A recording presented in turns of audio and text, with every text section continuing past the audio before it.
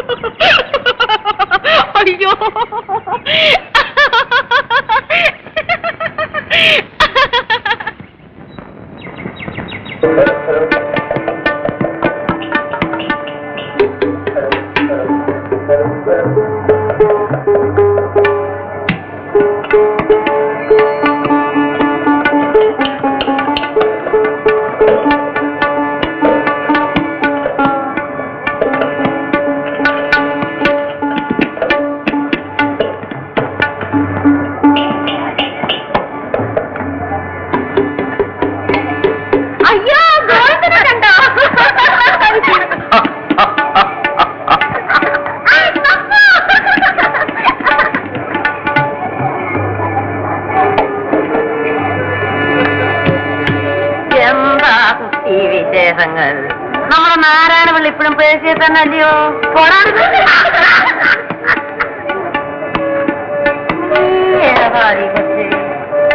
നമ്മുടെ നാരായണിയമ്മയുടെ? അതെ അതെ, അത് പറ. പണ്ടത്തെ പോലെ കണ്ണൊന്നും പറ്റുന്നില്ല. എന്റെ കല്യാണം കഴിഞ്ഞോടി മോളെ? ഇല്ല അമ്മാവ.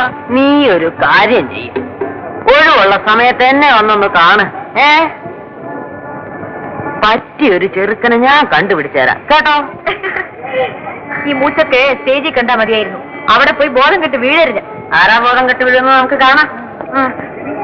നമുക്ക് അവിടെ പോയിരിക്കാം. ക്ലാസ് കൊണ്ടുവരാൻ മറക്കരുത്. കലാസ്നേഹികളായ നാട്ടുകാരെ, നാടകം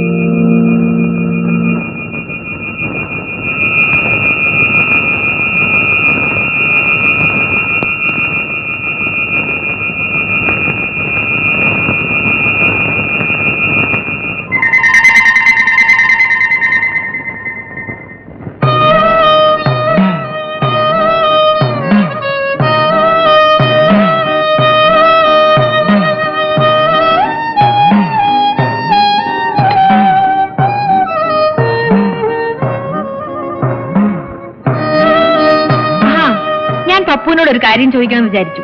അന്ന് എന്തിനായിരുന്നു പപ്പൂസ് പസ്പം തൊട്ടുകൊണ്ട് തപസ്സിരുന്നത്? വശീകരിക്കാൻ. ആരെ?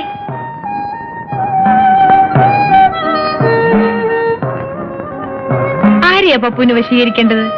ചേച്ചി. അതെ.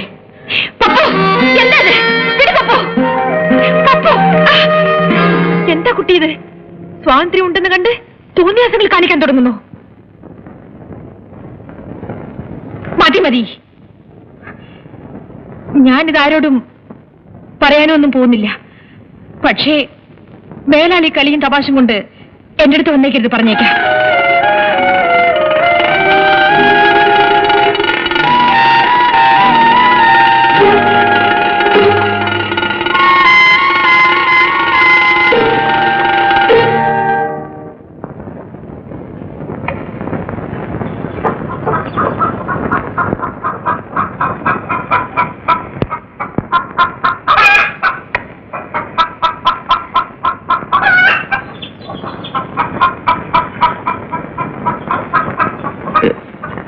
ചേച്ചി, ഈ ആഴ്ചത്തെ വാരികയുണ്ടോ?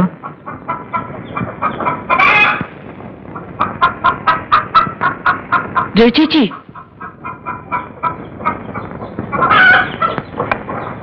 ഈ ആഴ്ചത്തെ വാരികയുണ്ടോ? അവിടെ എങ്ങാനും കാണും. അവിടെ എന്ന് പറഞ്ഞ ഒന്ന് എടുത്തു വന്നൂടെ? ഞാൻ പറഞ്ഞു കഴിഞ്ഞു, കുട്ടി എന്നോട് പെരുമാറാൻ വരരുത്. മതി കൂട്ടുകെട്ടൊക്കെ.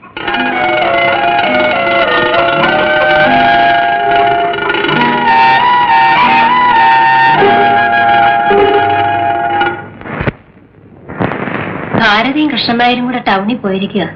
തിരിച്ചു വരുമ്പോ പപ്പുന്റെ റിസൾട്ട് അറിഞ്ഞുകൊണ്ട് വരാമെന്ന് പറഞ്ഞാ പോയത്.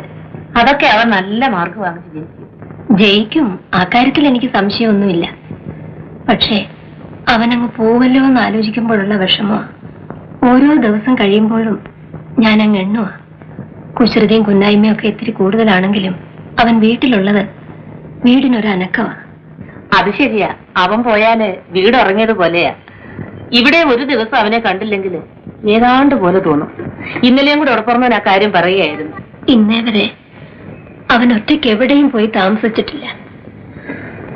അതോർക്കുമ്പോഴാ എനിക്ക് ആദ്യം. ഒരു പ്രായമാകുമ്പോൾ മക്കൾ അവരവരുടെ കാര്യം നോക്കി പോകാതിരിക്കാൻ ഒക്കുമോ? ഇവള് തന്നെ ആരുടെയെങ്കിലും കൂടെ പറഞ്ഞയക്കാൻ വേണ്ടി ഞാനങ്ങ് ധൃതി വെക്കുക. എന്നാൽ അവള് പോയി കഴിഞ്ഞാൽ പിന്നെ ഞാൻ എന്ത് ചെയ്യുമെന്ന് എനിക്ക് തന്നെ അറിയില്ല. ചിറക് മുളച്ച് കഴിയുമ്പോ കിളിക്കുഞ്ഞുങ്ങൾ അതുങ്ങളുടെ പാട്ടിന് പറന്നു പോകും. അതാണ് ലോക നിയമം. 2-3 ദിവസമായിട്ട് അവനും യാതൊരു ഉത്സാഹവുമില്ല. എപ്പോഴും മുറി തന്നെ അടച്ചു മൂടിയിരിക്കുക. അവന് പിന്നെ വിഷമം കാണാതിരിക്കുമോ? ആദ്യമായിട്ടല്ലേ അവൻ വീട്ടുകാരെയും സ്വന്തക്കാരെയും ഒക്കെ വിട്ടുപിരിഞ്ഞു പോകുന്നത്.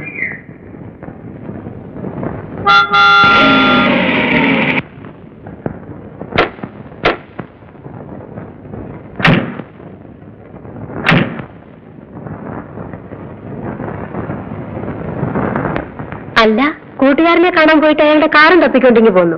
ഇങ്ങനെ ഇരുന്ന് പോയാൽ കൊള്ളാം. അതെ, ഈ പട്ടാളക്കാരുടെ പരിപാടി ചേട്ടത്തിക്ക് അറിയാൻ വേഞ്ഞ എവിടെ പോയാലും അവിടെ ഉള്ള എന്തെങ്കിലും സ്വന്തമാക്കുക എന്നുള്ള ഞങ്ങളുടെ ഒരു ഓ പിന്നെ രാത്രി ബസ് യാത്ര ചെയ്യണ്ടെന്ന് പറഞ്ഞ തോമസ് സാർ നിർബന്ധിച്ചു കൊടുത്ത് അയച്ചതാ. ഇന്ന് ആ റിസൾട്ട് അറിഞ്ഞോ? പപ്പു, നീ ജയിക്കുവോ? ജയിക്കണം. ജയിക്കണം. ക്ലാസ് കിട്ടുമോ? കിട്ടണം. കിട്ടണം. അല്ല, കിട്ടും. എന്നാലേ ഫസ്റ്റ് ക്ലാസ് ഉണ്ട്. എന്റെ ഗുരുവായൂരപ്പ. ഓ, ചേട്ടത്തിയുടെ ഒരു ഓട്ടം കണ്ടോ? ചേട്ടന് കത്തെഴുതാൻ പോവാ.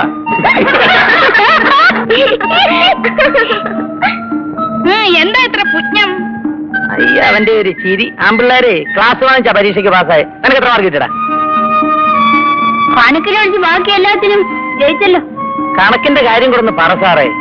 ഒന്ന് മൊഴിഞ്ഞാട്ടെ.